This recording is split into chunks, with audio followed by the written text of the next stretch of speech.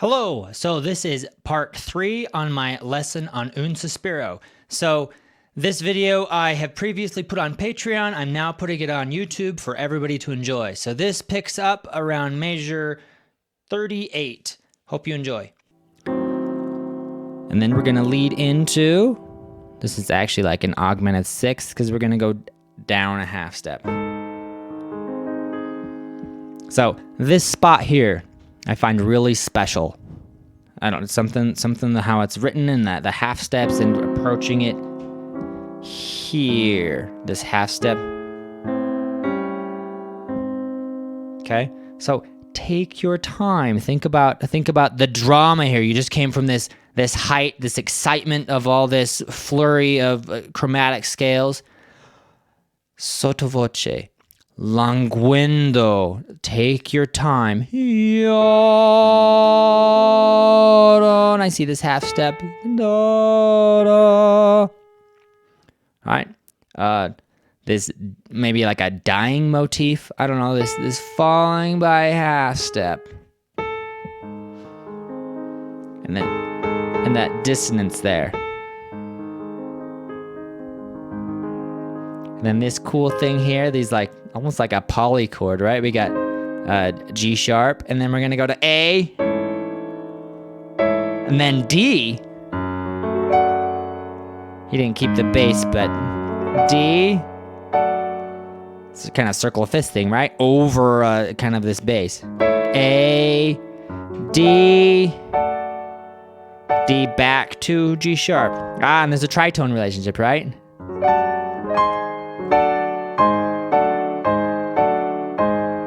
So, yeah, I don't know. Maybe do some research on, Liszt and the mystical. There's probably some like death motive here or something. I don't know. So, A over G sharp, A over that, then D, back to G sharp.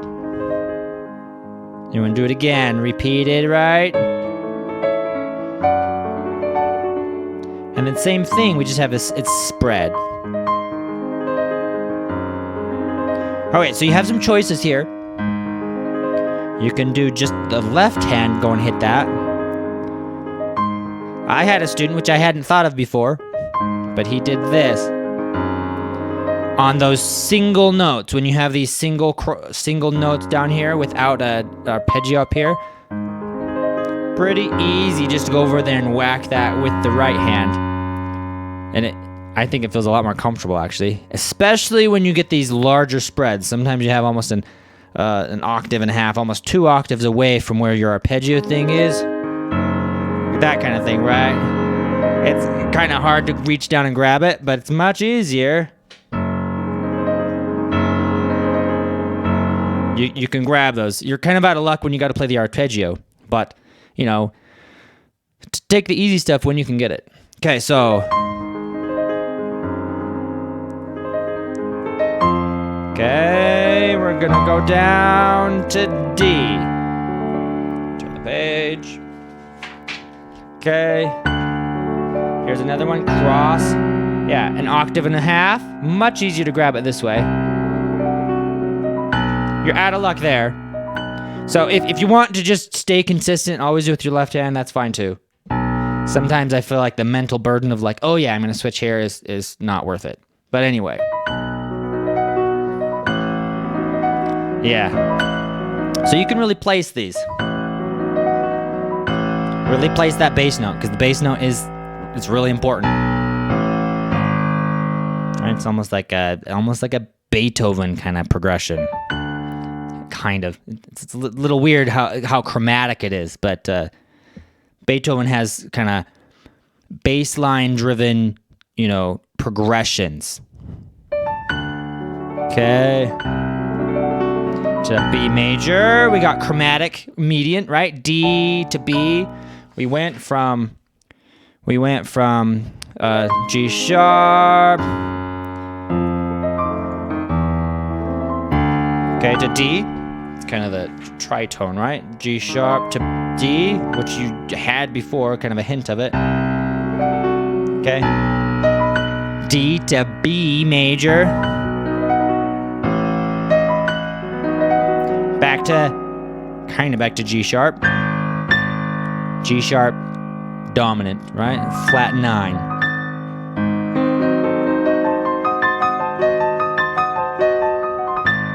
Yeah, so this section, I find it sounds harder than it actually is, especially compared to the previous stuff. You don't have double notes in the arpeggios. You just got to get your hands together. So again, lead with your left hand. You're only going to be as good as your left hand. Listen and lead from the left hand, and then fit the right hand in on top of that.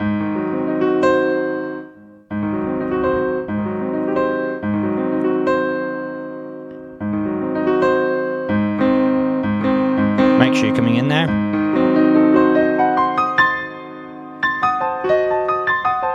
And the way I'm fingering this, and then so I got this, and then I'm gonna pop down. Gonna go over this way. Right hand, of course, you can just cross over.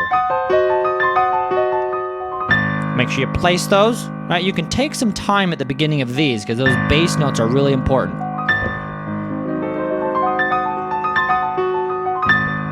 Right, I take a little bit of time, so it doesn't have to be like so metronomic. It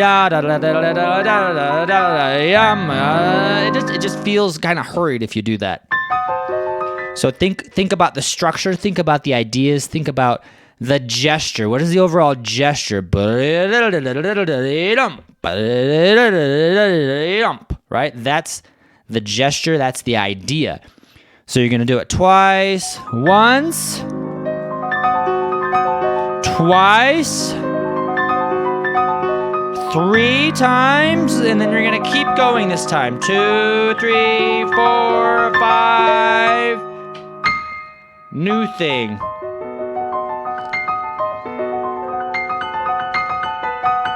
Yeah, so let's talk a little bit about that. So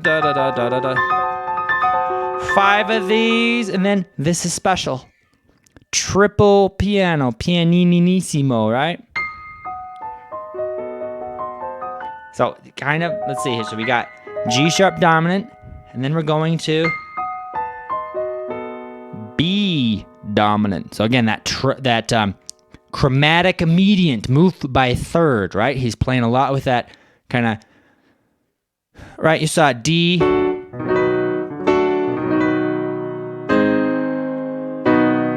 D to B to G sharp, right? So he's doing the same thing here. We were in G sharp dominant, then we're gonna go to B dominant. See, if you break it up, it's that, right? B dominant, flat 9.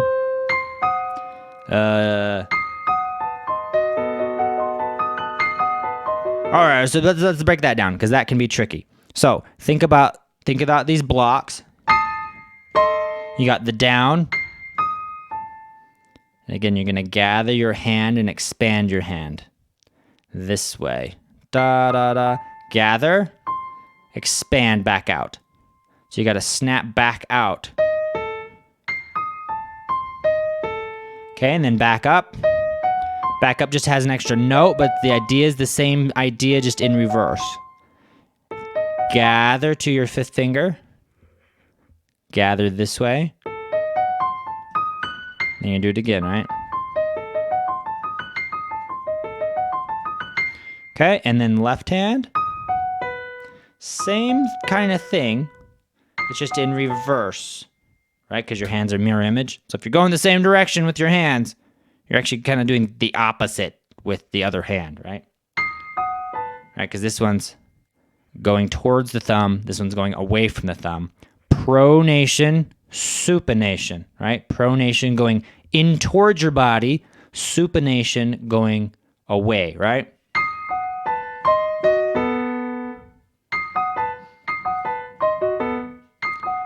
Again, lead with your left hand. Ba-da-da, ba-da-da, ba-da-da, ba-da-da, ba-da-da, ba-da-da, ba-da-da, ba-da-da. Okay, and then same thing going back up.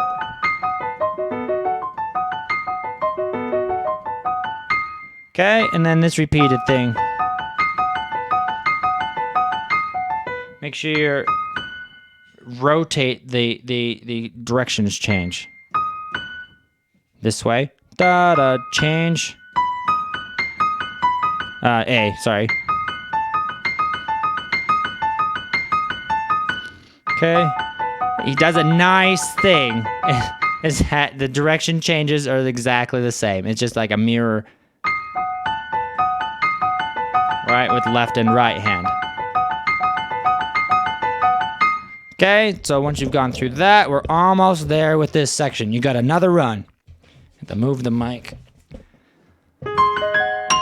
8 flat, dominant. So, what have we done? We actually went another chromatic media, another minor third, right? B dominant flat 9 to A flat dominant, or G sharp. It was G spelled G sharp before, right? So we're back to A flat dominant. No flat 9 this time.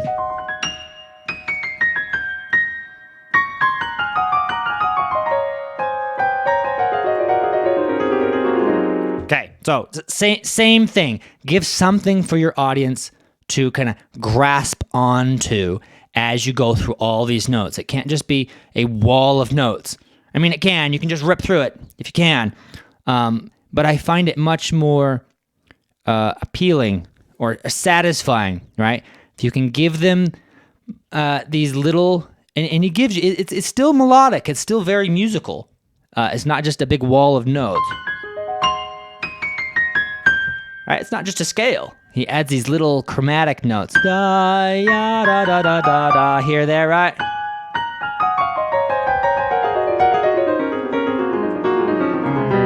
Right, ba, da, da, and it's a little off kilter because the one chunk has more notes than the other.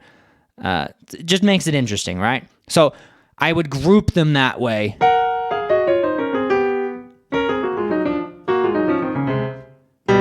Okay, you actually have a direction change you can group to here. Here you don't. Coming back up, you don't have a direction change, but you still have like a little weird thing, right? This chromatic step that he kind of interjects in there. Oh, wrong way.